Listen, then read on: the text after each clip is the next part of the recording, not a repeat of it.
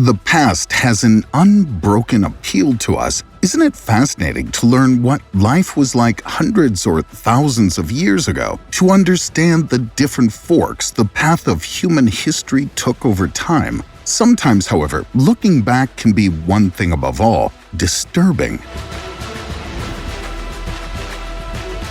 And that in the truest sense of the word. In the past few decades, some recordings have been made that show us grotesque creatures, strange customs, or unbelievable fates. Today, we want to turn back the wheel of time with you and take a look at several historical photos that captivate us with their unique motifs and moving background stories.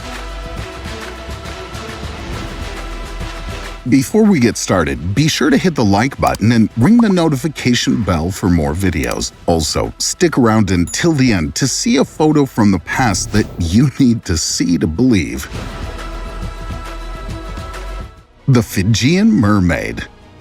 Imagine if someone claimed to have seen a real mermaid. But that's not all. The water mermaid was not only observed from afar scurrying through the waves, but is owned by a showman who's in your town at this moment. Wouldn't you immediately turn over any admission price, no matter how high, to take a look at the mythical creature for yourself? Well, if this performance piqued your interest, you probably would have caught P.T. Barnum in 1842 as well. As the most important circus pioneer of the late 19th century, the American was always keen to offer his audience the most adventurous attractions. Unknown to many, Barnum was good at just about any lie to lure paying customers. At the beginning of his career, he presented George Washington's alleged nurse to the world public, who was said to be 161 years old. After the woman's death, it quickly became clear that she was 80 years old at the most. In 1842, the showman's next coup followed. One of his accomplices posed to the public as a London doctor. He told viewers who were glued to his every word that Barnum's team had managed to pull off the impossible. They had captured a real mermaid. The creature is said to have originated near the Fiji Islands in the South Pacific. Attracted by this adventurous story, countless visitors flocked to Barnum's American Museum in New York.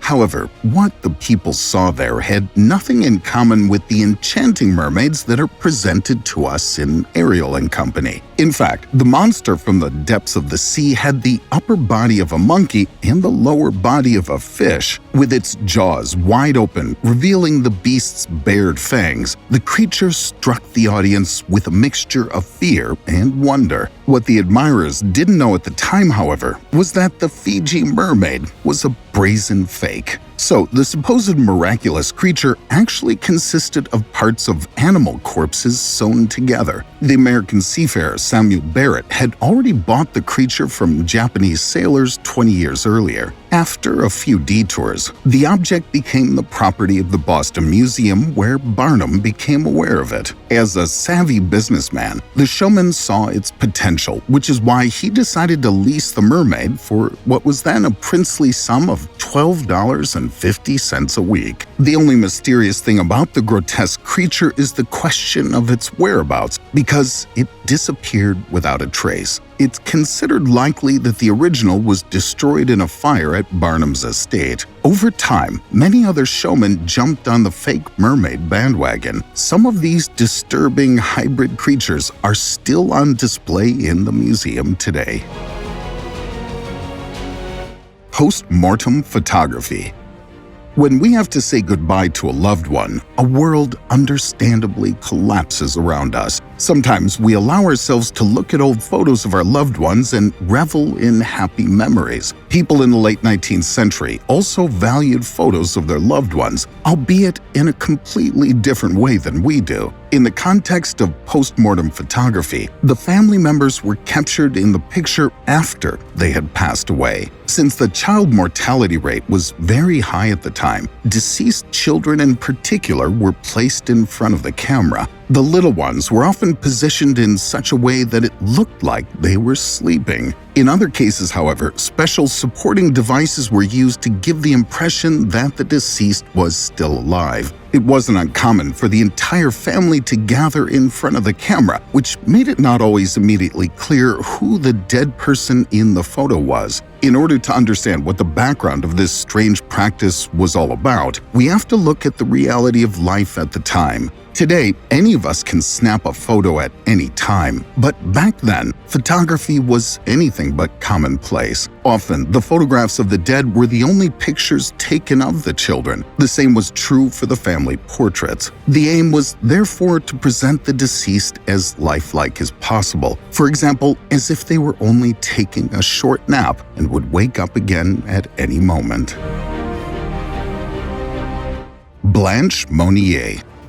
The French Blanche Monnier was something like the prime example of a daughter from a good family. She came from one of the wealthiest families in her hometown. The Monnier fortune was estimated at over £1 million francs. In her circle, Blanche was known as a strikingly attractive woman, after whom countless bachelors craned their necks. In 1874, however, Blanche's life would take a dramatic turn and turn into a real hell on earth. The then 25-year-old told her family that she wanted to be able to marry the lawyer Victor Camay. For Blanche's parents, however, this request came as a serious shock. Victor was not only much older than their daughter and belonged to a different class, he was also in the enemy political camp, which rejected royalism. Since Blanche refused to end the forbidden love affair, her parents took an inhuman step. They locked the young woman in a tiny room on the top floor, the windows of which they barricaded. The family told those close to them that Blanche had gone abroad, but according to other sources, they claimed that the daughter had died unexpectedly. Unbelievable, but true. The French woman's martyrdom lasted not just a few weeks, but over 25 years. Only one maid was allowed to enter the tiny prison and provide Blanche with the necessities. The servant guarded the terrible family secret for many years. However, the time finally came when she retired, and the new employees were a lot less secretive than their predecessor. The first rumors about the imprisoned woman soon began to spread in the neighborhood. Eventually, the police received an anonymous letter saying something horrifying was happening at the Monniers' home. So it was that officials broke into the property on May 23, 1901 to get to the bottom of the rumors. They finally met Blanche, who was now 52,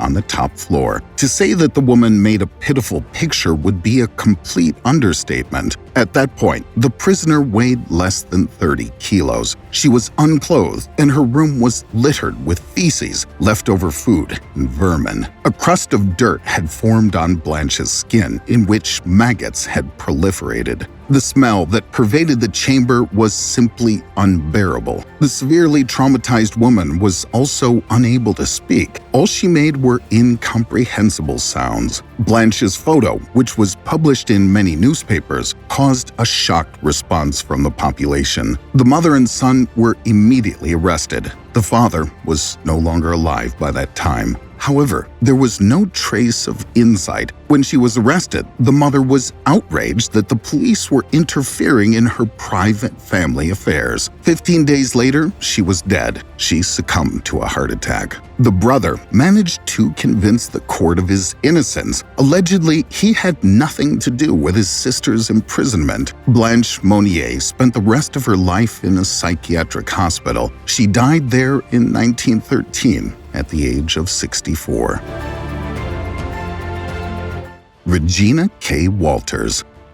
In the next shot, we see 14-year-old Regina K. Walters. The teenager's defensive hand gesture makes it clear to us that she just doesn't feel like being photographed. Why this is so becomes clear to us when we consider who's behind the camera at this moment: the so-called truck stop killer Robert Rhodes. Rhodes is believed to have ambushed, tortured, raped, and killed over 50 women between 1975 and 1990. Regina was also one of the victims of this serial killer. In fact, this was the only murder that could be conclusively proven to be Rhodes. It's believed that the photo of the teenager was taken immediately before the horrific act. Shortly before, the 14-year-old had run away from home with her boyfriend Ricky. In 1994, Robert Rhodes was caught and subsequently sentenced to life imprisonment. Challenger crew.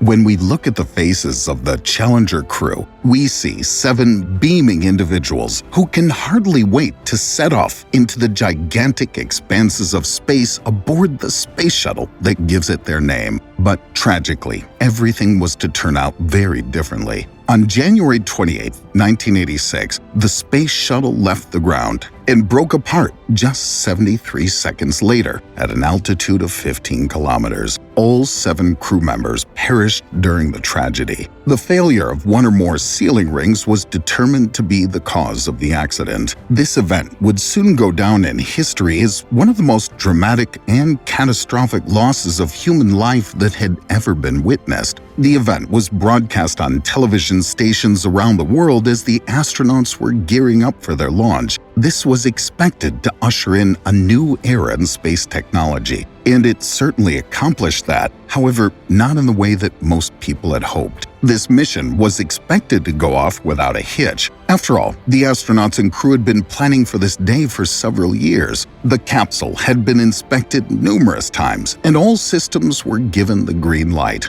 Men, women, and children from across the planet were watching as the launch took place, but no one could have anticipated that such a terrible explosion would take place. While the entire situation is incredibly unfortunate, it did help bring awareness to additional safety features and inspection measures that needed to be implemented for future projects. Unfortunately, it cast the entirety of NASA into the shadows as the American people began to lose hope in the space program. Before long, budget cuts began to weigh heavily on the crew and the engineers, and many people thought that this might be the end of America's space program. In the years since this disaster, NASA's managed to get back on its feet and gain more trust in the public eye. However, no one will ever forget the day that the world stood still as millions of people watched in horror as these 7 astronauts lost their lives. Keith Sapsford. Like so many other teenagers, Keith Sapsford had a desire to break the bonds of everyday life and see something of the world. In 1970, the 14-year-old Australian decided to escape from his boarding school and sneak into Sydney Airport. There, the runaway managed to hide in the wheel well of a plane bound for Tokyo, but the terrible thing happened shortly after takeoff. Keith fell to his death. The famous shot that was taken that day shows the teenager in the final moments of his all-too-short life. However, this happened completely by accident. The man behind the camera, John Gilpin, was waiting to board his plane. To pass the time, he took a few snaps from the airport. As fate would have it, he pulled the trigger just as Keith lost his footing and fell. Hindenburg.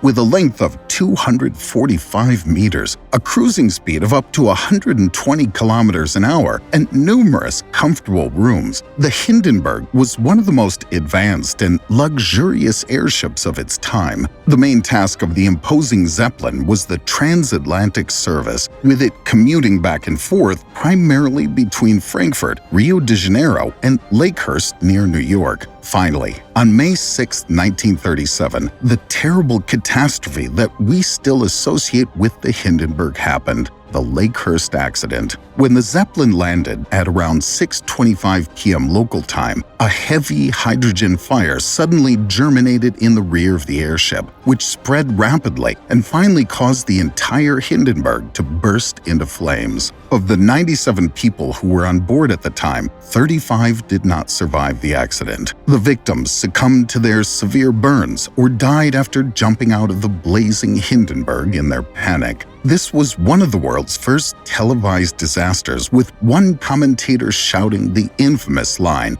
Oh, the humanity. In the days since the disaster, the world has grown and learned a great deal. However, at the time of the incident, no one could have imagined a worse outcome. So many lives were senselessly lost, but thankfully, another disaster like this would never take place again, at least not in such a public capacity. Now it's your turn. Which photos drew you in the most with their backstories? We're already looking forward to your comments. Please give our video a thumbs up and subscribe to stay up to date from now on. Finally, take a look at the other posts on our channel that we've linked for you here in the credits. Thank you for watching. Have a good one and see you next time.